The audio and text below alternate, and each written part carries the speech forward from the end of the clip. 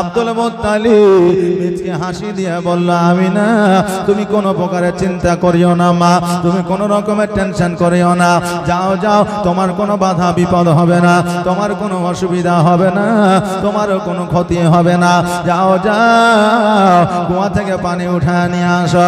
আমিনা রাদিয়াল্লাহু তাআলা আনহা আবার যেন গুটি গুটি পায়ে কুয়ার দিকে এগোতে লাগলেন। দূর থেকে লক্ষ্য করে দেখছে অন্যান্য নারীরা ঝুঁকে ঝুঁকে পানি উঠাইতেছে।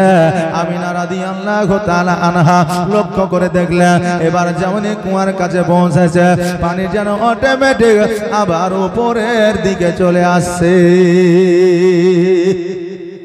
আমিনা মনে মনে বলছে যে আল্লাহ কি ব্যাপার, অন্যান্য নারীরা ঝুঁকে ঝুঁকে পানি তুলছে আর আমি যখন এই জায়গায় পৌঁছে যাচ্ছি পানি অটোমেটিক উপরে উঠে যাচ্ছে, এর কারণটা কি? আমিনা বুঝতে পারে না। আমিনা রাদিয়াল্লাহু তাআলা আনহা আব্দুল মুত্তালিবের কথার উপর ভিত্তি করিয়া পানি যেন বালতিতে উঠে আনিলেন, আর উঠে নেওয়ার পরে আবার যেন নিজের বাড়ির দিকে, নিজ বাসভবনের দিকে আগাতে আরম্ভ করলেন। কিছু দূর যাওয়ার পরে একটা চুজলো পাথরের উপরে পা পড়ে গিয়েছে।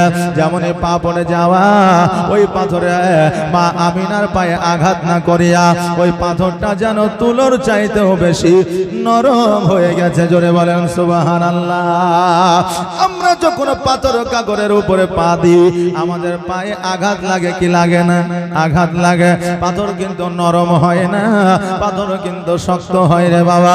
আমিনা রাদিয়াল্লাহু তাআলা আনহা ভয় পেলেন, আল্লাহ যেই পাথর শক্ত হয় পা কত বিক্ষত হয়ে যায়, কত বিক্ষত না হইল পায়ে আঘাত লাগে, অতএব এই পাথর কেন নরম হয়ে যাচ্ছে? আবার পরীক্ষা করার জন্য পাথরের উপর যখন পা দিচ্ছে দেখছে যেন পাথরটা নরম হয়ে যাচ্ছে। মা আমিনা ভয়ে যেন দ্রুত বেগে বাড়ির দিকে চলতে আরম্ভ করেছে। এমন অবস্থায় মাথার উপরে এক জায়গা পাখি যেন কিচির মিচির করেছে, পাখিরা যেন দরুদ পড়ছে, পাখিরা যেন সুমধুর কণ্ঠে গান গাইছে। পাখিরা আমিনা রাদিয়াল্লাহু তাআলা আনহার পেছনে পেছনে যায়, কিন্তু আমিনার আগে যেন যায় না। আমিনা যেন আরো ভয় পেয়ে গেলেন। আরে বাবা, কোন মায়ের কাছে যদি এইরকম অলৌকিক দৃশ্য, অলৌকিক ঘটনা ঘটে, এমন কোন মা আছে পৃথিবীতে যার দিলের মধ্যে ভয় আসবে না? এইরকম ঘটনা যদি কোনো মায়ের সঙ্গে ঘটে তো আমার এমন কোন মা আছে যে ভয় পাবে না, যে ভয় পেয়ে যাবে?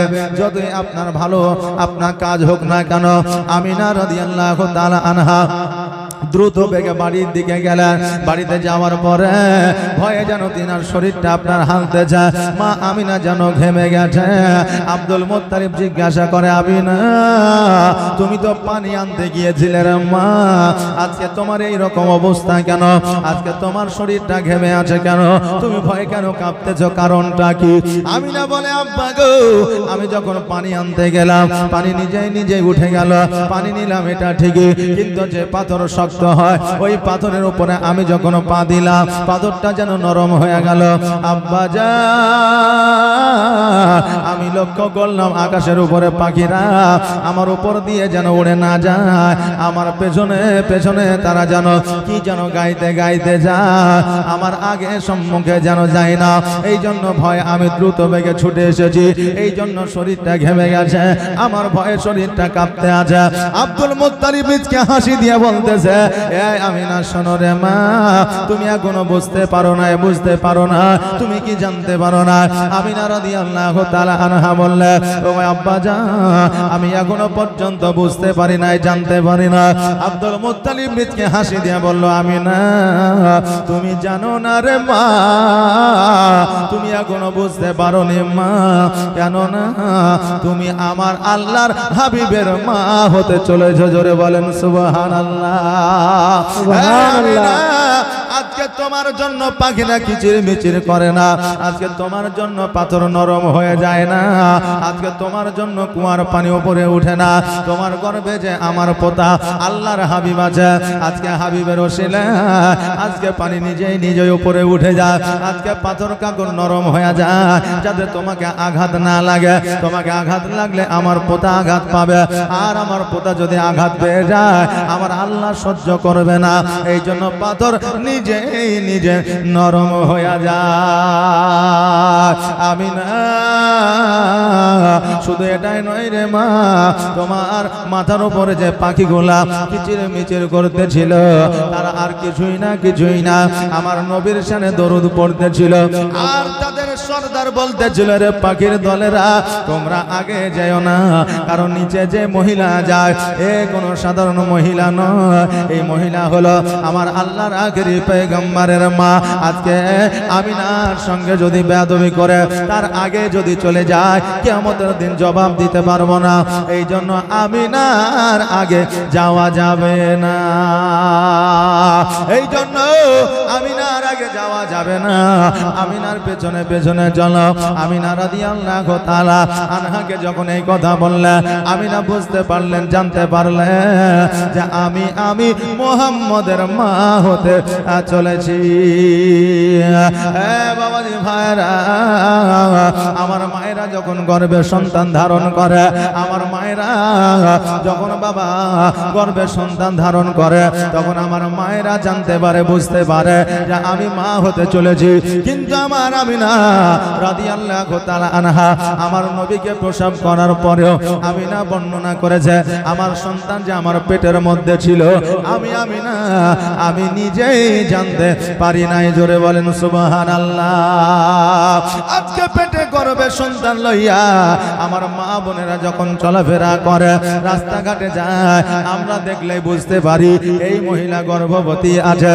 কিন্তু আমার আমিনা রাদিয়াল্লাহু তাআলা আনহা আমার নবীজিকে পেটে ধারণ করেছিলেন ঠিকই, কিন্তু আমার আমিনাকে দেখে কেউ বুঝতে পারেনি। আমিনা বর্ণনা করে যা আজকে লোকে দেখে বুঝতে পারা তো দূরের কথা, আমিনা আমি নিজেই বুঝতে পারিনি। জোরে বলেন সুবহানাল্লাহ।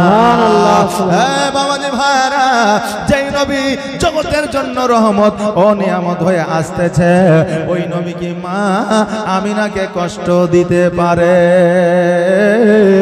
আমার আমিনা রাদিয়াল্লাহু তাআলা আনহা যখন আপনার জানতে পারলেন, বুঝতে পারলেন, আব্দুল মুত্তালিব রাদিয়াল্লাহু তাআলা আনহু বললেন, হে মা আমিনা, আজকে থেকে তুমি ঘরের মধ্যে থাকবে, তোমাকে পানি আনতে যেতে হবে না, তোমাকে কোনো আহার আনতে যেতে হবে না, তোমাকে কোনো খাবার আনতে যেতে হবে না, এক কথায় তোমাকে কোথাও যাইতে হবে না। আমি আব্দুল মুত্তালিব তোমার সমস্ত কাজ কর্ম করে দিব। আমার মা বোনেরা ভাইরা, আজকে আমিনা রাদিয়াল্লাহু তাআলা আনহার সেবায় যদি আব্দুল মুত্তালিব যুক্ত হয়ে যায়, আজকে আমাদের বাড়ির বৌমারা যখন গর্ভে সন্তান ধারণ করে, আমরা ওই বৌমাকে কেমন করে কাজের জন্য অর্ডার করতে পারি। আজকে যেমন ডাক্তারেরা বলে গর্ভে সন্তান থাকলে রেস্টের দরকার আছে, রেস্টের প্রয়োজন আছে, আজকে শুধু ডাক্তাররা আজকে বলছে, কিন্তু আজকে থেকে 1446 হিজরি আগে আমার নবী বলে গিয়েছে। জোরে বলেন সুবহানাল্লাহ।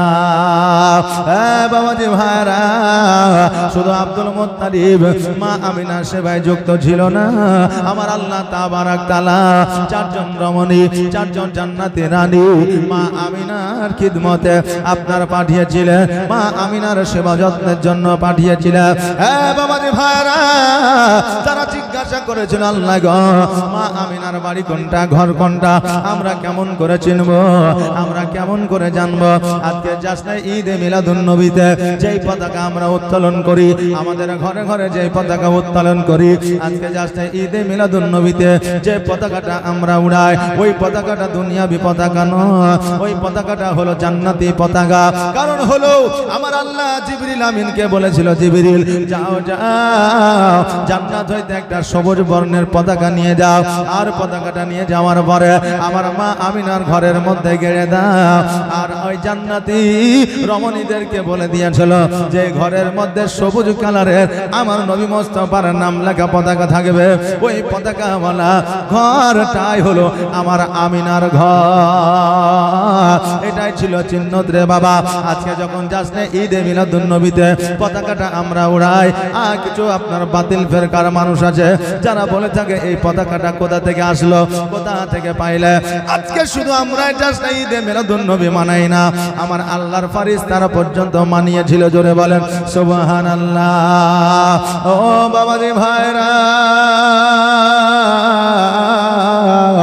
আমার আমিনা রাদিয়াল্লাহু তাআলা আনহা ঘরের মধ্যে আছে, আব্দুল মুত্তালিব রাদিয়াল্লাহু তাআলা আনহু কাবা ঘরের মধ্যে যেন বসে আছে। হঠাৎ করে আমার আব্দুল মুত্তালিব লক্ষ্য করে দেখছে যেন যে কাবা ঘর যেন মা আমিনার ঘরের দিকে ঝুঁকে গেছে। আব্দুল মুত্তালিব চিন্তা করে, আল্লাহ, আজকে যে কাবা ঘরকে হযরতে ইসমাইল আলাইহিস সালাম, হযরতে ইব্রাহিম আলাইহিস সালাম এত কষ্ট করে, এত শ্রম দিয়ে, এত সুন্দর করে, এত শক্ত পাথর দিয়ে এই কাবা ঘরটা তৈরি করলো, আজকে কাবা ঘর কেন ঝুঁকে গেল? কাবা ঘর কেন ঝুঁকে গেল? কারণটা বুঝলাম না। আব্দুল মুত্তালিব এই চিন্তা করতে করতে হঠাৎ করে কাবা ঘরকে জিজ্ঞাসা করলো, কাবা, আজকে তুমি আমিনার ঘরের দিকে ঝুঁকে গিয়েছো, কারণটা কি? কাবা উত্তর দেয়, আনসার দেয়, আব্দুল মুত্তালিব শোনো শোনো, আজকে আমি হলাম জগতের কাবা, যিনি কাবারও কাবা উনি হলেন মুহাম্মদুর রাসূলুল্লাহ সাল্লাল্লাহু তাআলা আলাইহি ওয়াসাল্লাম। আজকে মা আমিনার ঘরে চলে এসেছে, এই জন্য আমি কাবা, আমি আমিনার ঘরের দিকে, কাবার দিকে ঝুঁকে গিয়েছি। জোরে বলেন সুবহানাল্লাহ।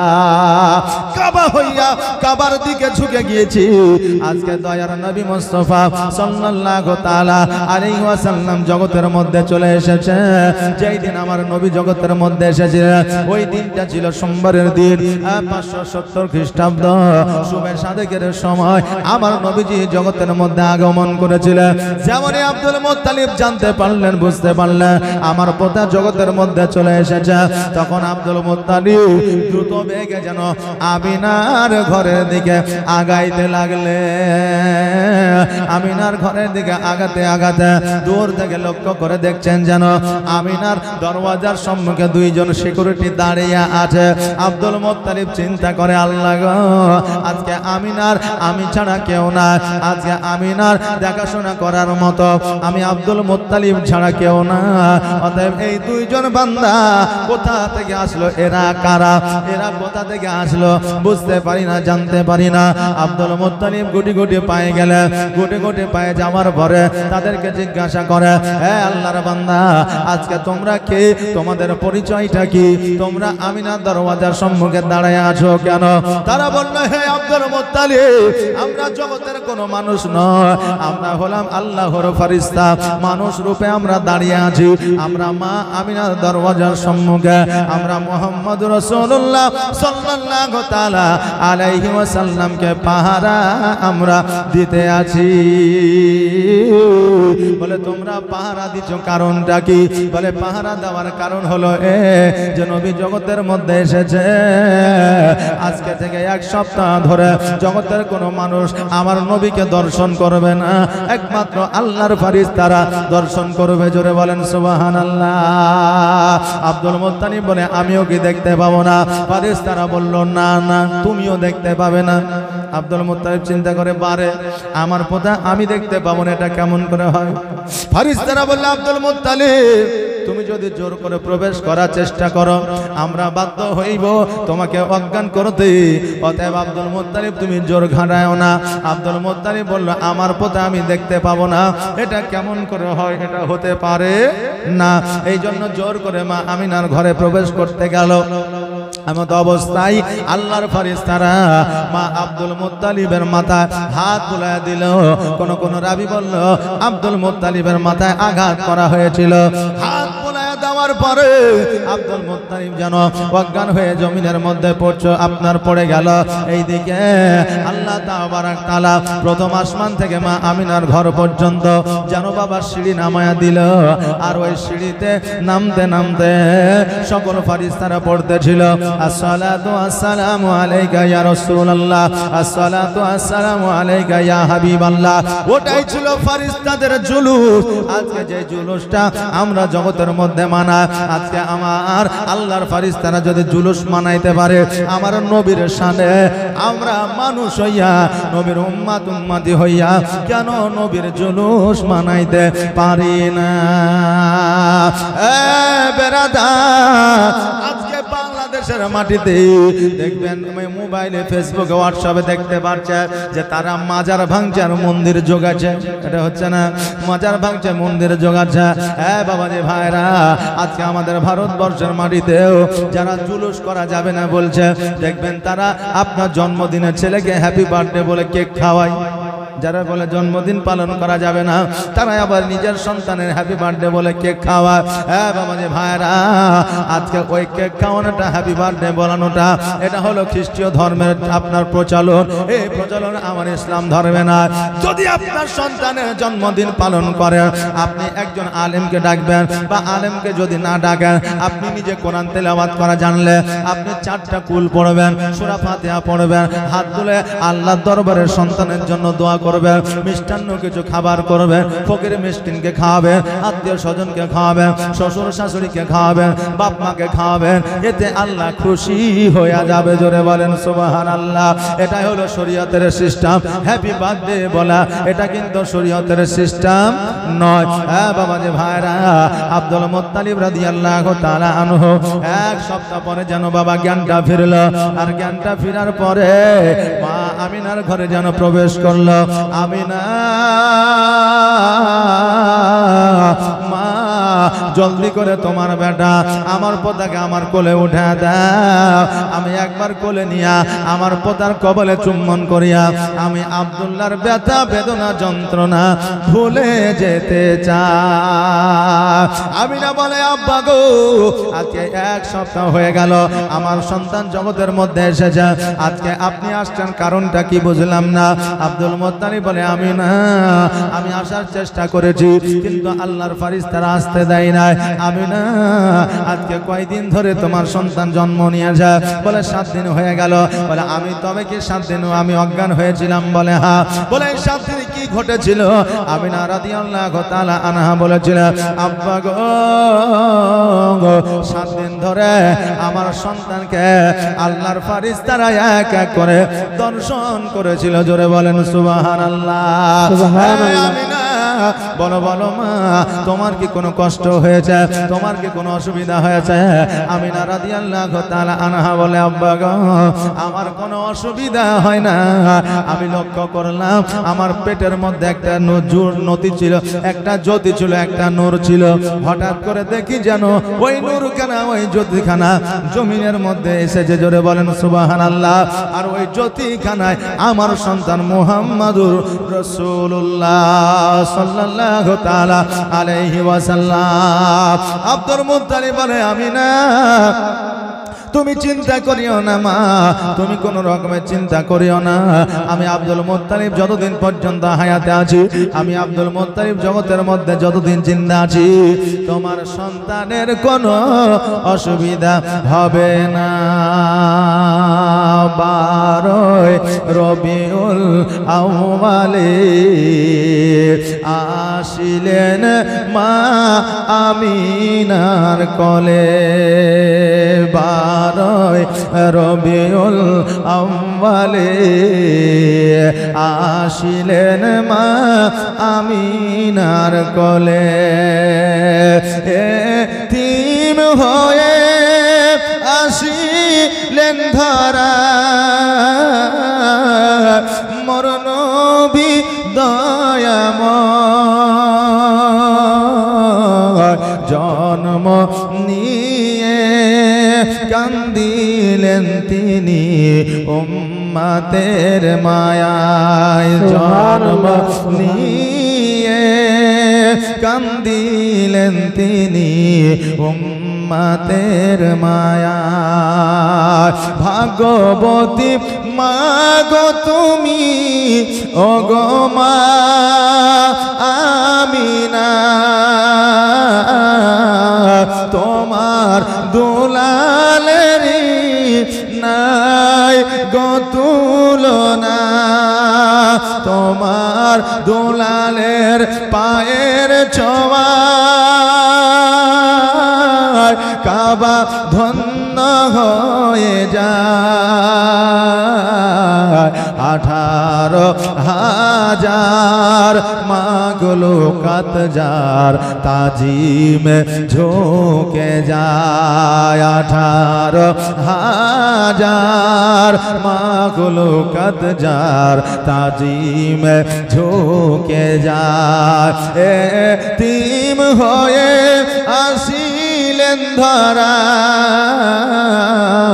মোর নবী দয়াময় জন্ম নিয়ে কান্দিলেন তিনি উম্মতের মায়ায় জন্ম নিয়ে কান্দিলেন তিনি উম্মতের মায়ায় এ বাবাজি ভাইরা আমার মা আমিনা রাদিয়াল্লাহু তাআলা আনহা বললেন ওগো আমার আব্বা জান আমার দয়ার নবী মায়ার নবী যখন জগতের মধ্যে আসলো আমি আমিনা নিজেই জানতে পারি নাই জোরে বলেন সুবহানাল্লাহ আমিনা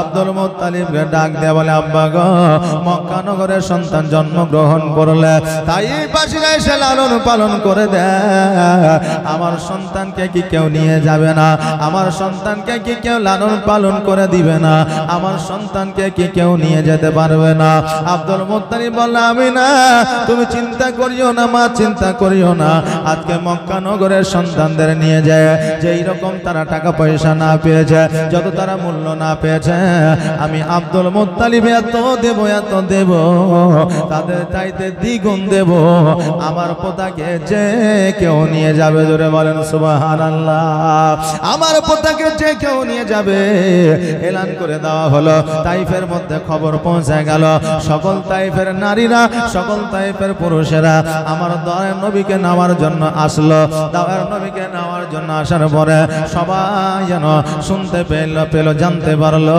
মুহাম্মদের আব্বা জগতের মধ্যে নাই মুহাম্মদের আব্বা জগতের মধ্যে না সকল তাইফবাসীরা বলল এই আব্দুল মুত্তালিব যেহেতু তোমার পোতার আব্বা জগতের মধ্যে বেঁচে নাই অতএব আমরা তাইফবাসীরা তোমার পোতাকে নিয়ে গিয়ে লালন পালন করতে পারবো না আব্দুল মুত্তালিব বলে শোনো রে তাইফবাসীরা আজকে শুনে নাও আমার কথা আমি আব্দুল মুত্তালিব বলছি আজকে মক্কা নগরে যত সন্তানকে নিয়ে গিয়ে লালন পালন করে দিয়েছ যত মূল্য যত টাকা পয়সা হীরামণি মুক্তা পেয়েছ তার চাইতে দ্বিগুণ আমি আব্দুল মুত্তালিব দেব তাইফবাসীরা বলল না না না যেহেতু যার আব্বা জগতের মধ্যে নাই তার সন্তানকে নিয়ে গিয়ে লালন পালন করে দিলে পরে যদি তুমি বলো আমি কিছুই জানি না আমরা মূল্য পাবো না সন্তানকে ফিরিয়ে দিতে হবে অতএব তোমার পোতাকে আমরা নিয়ে যাব না এইদিকে মা হালিমা তুসাদিয়া রাদিয়াল্লাহু তাআলা আনহা তাইফের মধ্যে আপনার ঘুমন্ত অবস্থায় আছে শুয়ে গেছে কারণ হালিমা মক্কা নগরের সন্তান নেওয়ার জন্য যায় নাই এই জন্য যায় না মা হালিমা নিজের শরীরকে আপনার সুস্থ করতে পারতো না মা হালিমা সর্বদা অসুস্থ অবস্থায় থাকতে মা হালিমার বাড়িতে ছাগল বকরিতে দুগ্ধ দিত না মা হালিমা খেজুর গাছে খেজুর ধরতো না বাড়িতে কোনো সময় খাবার জুটতো না এই জন্য হালিমাকে কেউ সন্তান দিত না এই জন্য হালিমা মক্কা নগরের সন্তান নেওয়ার জন্য ইন্টারেস্টেড ছিল না মক্কা নগরের সন্তান নেওয়ার জন্য আসতে চাইতো না হালিমা শুয়ে আছে ঘুমন্ত অবস্থায় স্বপ্নের মাধ্যমে দেখছে যেন বড় পিপাসা লেগেছে পানি পান করার জন্য মরুভূমি ছুটাছুটি করতেছে কোন জায়গায় যেন পানি পাওয়া যায় না হঠাৎ করে দেখছে যেন একটা জায়গায় আপনার পাহাড় থেকে ঝর্ণা নেই পানি পড়তে আছে আমিনা ওই জায়গায় যাওয়ার পরে হাতের তালুতে পানিটা নিয়ে যেমনই পান করতে যাবে একজন ব্যক্তি মুখ ভরা দাড়ি মাথায় পাগড়ি গায়ে তার জব্বা হাতে তার তসবিহ আমার মা হালিমার হাতে বাড়ি দিয়ে পানিখানা যেন ফেলাইয়া দিলে হালিমা বলতে জগো মুরব্বি ওগো আল্লাহর বান্দা আজকে আমি আপনার কি দোষ করেছিলাম আজকে আপনার কি ক্ষতি করেছিলাম, আমাকে এত পিপাসা লেগেছে, আমাকে পানিটা পান করতে দিলেন না। ওই মানুষটা বলল, শোনো রে হালিমা, আজকে যদি এই পানিটা তুমি পান করে নাও, পিপাসা যদি তোমার মিটায় না, মক্কা নগরে এমন একটা সন্তান জন্মগ্রহণ করেছে, ওই সন্তানটিকে তুমি পাবে না। হালিমা তুমি দেরি করিও না, দেরি করিও না, যাও যাও মক্কা নগরের দিকে তুমি রওনা হয়ে যাও, আর মক্কা নগর থেকে ওই মোহাম্মদকে নিয়ে এসে লালন পালন করে দাও। হালিমা বলল, ওগো আল্লাহর বান্দা, আমাদের মক্কায় কেউ সন্তান দেয় না, আমরা মক্কায় গেলে সন্তান পাবো না। ওই বান্দা বলল, হালিমা তুমি চিন্তা করিও না মা, যাও যাও মক্কা নগরে গেলে সন্তান তুমি পেয়ে যাবা। আর যদি ওই সন্তানটা তুমি পেয়ে যাও, তোমার এই পৃথিবীতে মঙ্গল হবে, পরের পৃথিবীতেও মঙ্গল হবে। হালিমা তুমি আর দেরি করিও না, তুমি জলদি করে মক্কায় চলে যাও, মক্কায় গেলে মোহাম্মদকে তুমি পেয়ে যাবে। আর মোহাম্মদকে যদি তুমি পেয়ে যাও আর লালন পালন যদি করে দাও, তোমার এই জগতেও মঙ্গল হবে, পরের জগতেও মঙ্গল হবে। ইহ জগতেও তোমার উন্নতি হবে, পরের জগতেও তোমার উন্নতি হবে। এই জগতেও তোমার ভালো হবে, পরের জগতেও তোমার ভালো হবে। এই কথা যেমনই বলেছেন, হঠাৎ করে হালিমার যেন স্বপ্নটা ভেঙে গেছে। স্বপ্ন যেমনই ভেঙে যাওয়া, নিজের স্বামী হারিসকে ডাক দিয়েছে, বলে ওগো আমার স্বামী, আর দেরি করিয়েন না, দেরি করিয়েন না, একটা কথা আপনাকে বলতে চাই। বলে কি কথা?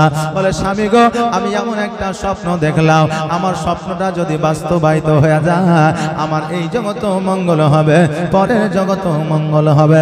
বলে কি এমন স্বপ্ন? বলে মক্কা নগরে একটা সন্তান জন্মগ্রহণ করেছে, ওই সন্তানটিকে নিয়ে এসে যদি আমরা লালন পালন করে দিতে পারি, আমাদের ভাগ্যের দুয়ার খুলে যাবে। হারিস বলল, বিবি রে, সন্তান নেওয়ার কথা তুমি কেমন করে বলো? মক্কা নগরে আমাদের কেউ সন্তান দেয় না, কারণ আমরা নিজের খাবার নিজে জোগাড় করতে পারি না। তোমার শরীরটা অসুস্থ থাকে, সুস্থ হয় না, তোমার নিজের সন্তানকে তুমি দুগ্ধ দিতে পারো না, এই জন্য আমাদের কেউ সন্তান দিতে চায় না।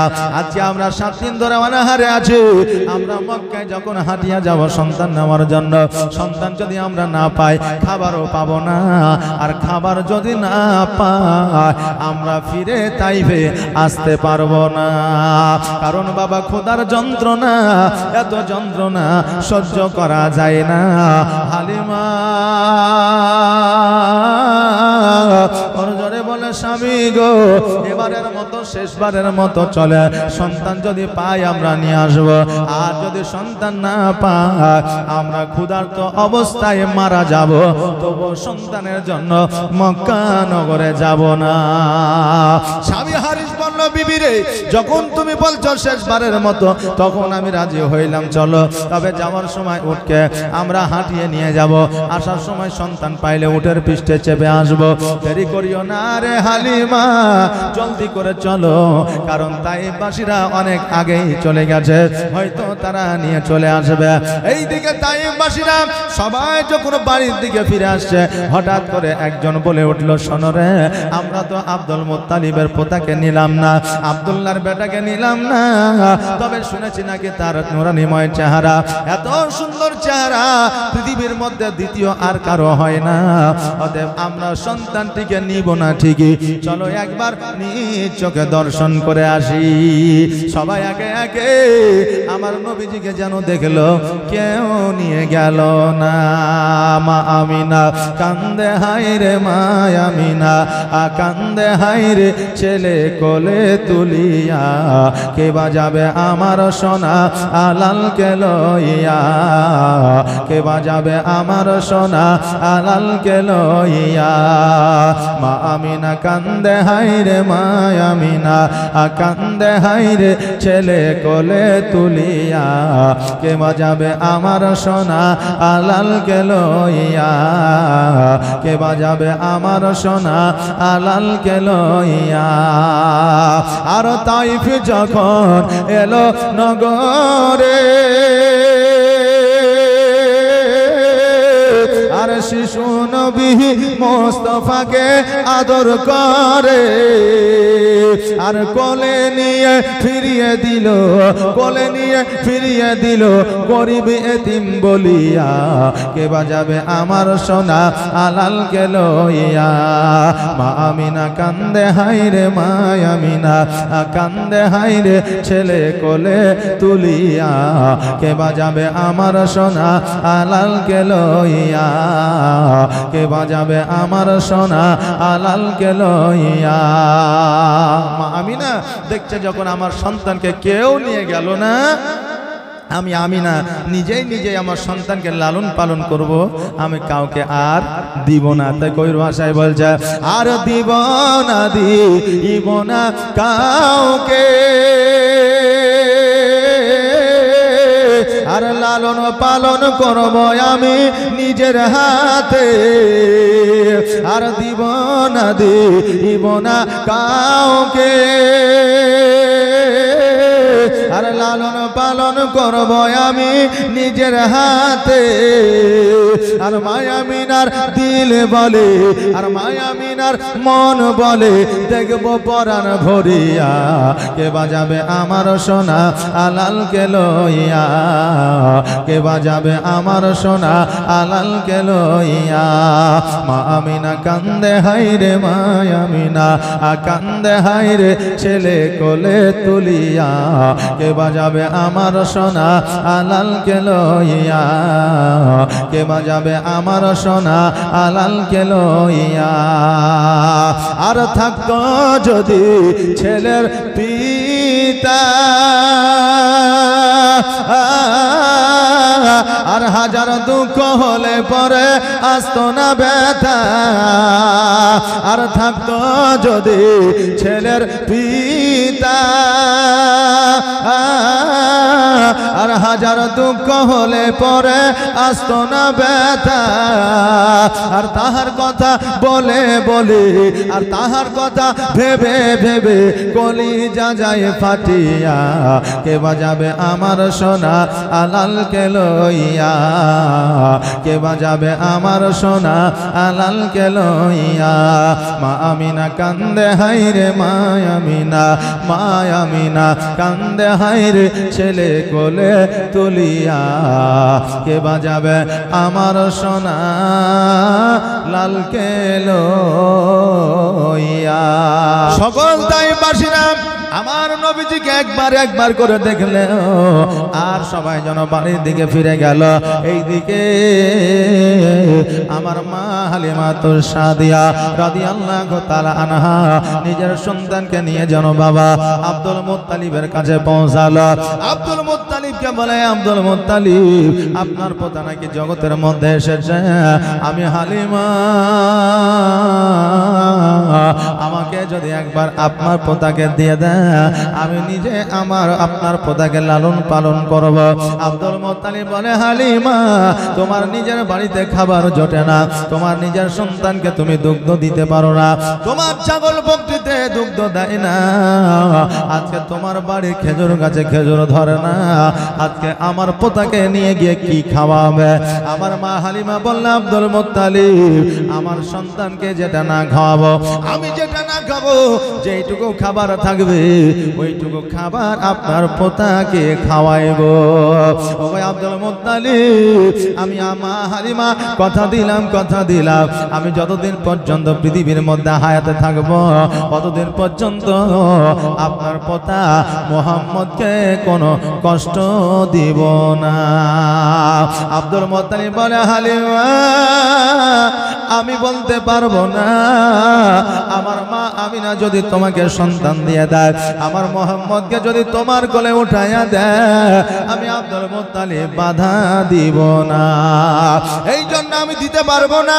আজকে আমার পোতার আব্বা না, আজকে তোমার কোলে যদি উঠাইয়া দিই, আমার মা আমিনা হয়তো বলবে আজকে আমার সন্তানের আব্বা নাই বলে এমন একজনের কোলে আমার সন্তানকে উঠাইয়া দিল, যার নিজের বাড়িতে খাবার জোটে না।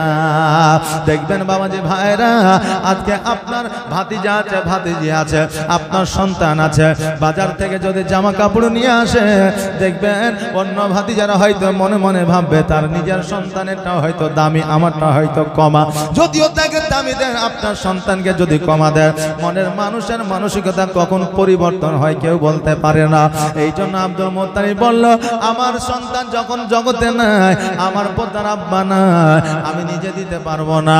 আমি নিজে দিলে হয়তো আমিনা বলবে, আমার স্বামী নাই বলে এমন একজনের কোলে আমার সন্তানকে উঠায় দিল যার নিজের বাড়িতে খাবার জোটে না। এই জন্য হালিমা, আমি নিজে দেব না, তুমি যা যাও। মা আমিনা যদি তোমাকে আমার পোতাকে উঠায় দেয়, আমি আব্দুল মুত্তালিব বাধা দিব না। হালিমা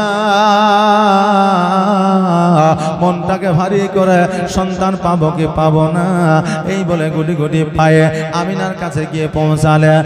আর আমিনার কাছে যাওনি পৌঁছেছে আমার দয়ার নবী, মায়ার নবী সাল্লাল্লাহু তাআলা আলাইহি ওয়াসাল্লাম যেন টুকটুক করে আমার হালিমার দিকে যেন তাকিয়ে আছে। জোরে বলা যাবে না সুবহানাল্লাহ। আমিনা বলে, মুহাম্মদ, আজকে এত তাইফবাসীরা তোমাকে দেখলো, তুমি কারো দিকে দেখলা না। আজকে তোমার দিকে তারা তাকাইলো, তুমি কারো দিকে তাকায়া দেখলা না। হালিমা যখন তোমার কাছে এসেছে, তুমি টুকটুক করে তাকায় আছো, কারণটা কি? আমার নবীজি বলে, মা গো, আমার আল্লাহ আমাকে রহমতের ভান্ডার করে জগতে পাঠিয়েছে, আমাকে আল্লাহ জগতে নিয়ামত করে আমাকে পাঠিয়েছে। ওগো মা জননী, আজকে আমি নবী, আমাকে যারা ভালোবাসে আমি তাদেরকে ভালো না বেশে থাকতে পারি না। ওগো মা, দাদু তাইফবাসীরা এসেছিল, সবাই মনে মনে নিয়াত করেছিল ভালো হলে নিব, না হলে না নিব। আমার হালিমা, আমার দাইমার কোনো নিয়াত ছিল না, নিয়াত একটাই ছিল, সন্তান নিয়ে আসবো। সন্তানের সম্পদ আছে কিনা দেখে নাই, সন্তান ভালো না কালো এটা কিন্তু দেখে নাই, তার নিয়াত ছিল ভালো। এই জন্য আমি দেখলাম তার দিকে দুই নয়ন দিয়া। জোরে বলেন সুবহানাল্লাহ। আমিনা বলল, এ বোন হালিমা, আমার সন্তান যখন তোমার দিকে তাকিয়েছে, আমি আর সন্তানকে আমার কাছে রাখবো না। যাও যাও যাও, আমার সন্তানকে তোমার কোলে উঠায় দিলাম। জোরে বলেন সুবহানাল্লাহ। হালিমা কোলে নিয়ে নিয়েছে। আমিনা বলতেছে, হালিমা, আজকে তোমার মনটা মনে হচ্ছে খারাপ, তোমার মুখটা যেন শুকায় আছে। হালিমা, ও হালিমা, তুমি কি অনাহারে আছো রে বোন? আমিনা দুই চোখের, হালিমা দুই চোখের পানি ছেড়ে দিয়ে বলল, বোন রে, আমাদের বাড়িতে খাবার না, আমরা অনাহারে এক সপ্তাহ ধরে আসি। আমিনা ঘরের মধ্যে গেলেন, যাওয়ার পরে দুইটা খেজুর নিয়ে আসলেন, দুইটা খেজুর আমার হালিমাকে দিলেন, আর নবীজিকে আমিনা কোলে নিলেন। আর আমিনা বলল, বোন হালিমা, দুইটা খেজুর খাও, পানি পান করো, খিদা নিবারণ হবে, শরীরে তুমি বল পাবে, শক্তি পাবে। হালিমা খেজুর দুটা না খাইয়া আঁচলের মধ্যে যেন বাঁধতে আছে। আমিনা বলল, হালিমা, খেজুর দুটা তোমাকে খাওয়ার জন্য দিলাম, তুমি খেজুর দুটা আঁচলের মধ্যে বাঁধছো, কারণটা কি? হালিমা বলল, আমিনা, আজকে আমি শুধু অনাহারে নাই রে বোন, আজকে আমার স্বামী পর্যন্ত অনাহারে আছে, আমার বাড়িতে একটা কন্যা সন্তান আছে, একটা পুত্র সন্তান জুমরা আছে, তারাও ক্ষুধার্ত আছে, তারাও কিছু খায় না। ওই আমিনা বলো বলো, আমি মা হইয়া সন্তানকে ক্ষুধার্ত রাখিয়া আমি হালিমা কেমন করে খাইতে পারি? শুধু হালিমা নয় রে ভাই, আমাদের যারা মায় আছে, আজকে আমাদের মায়েরা নিজের সন্তানকে না খাওয়াইয়া মা কখনো আগে খাইতে পারে না।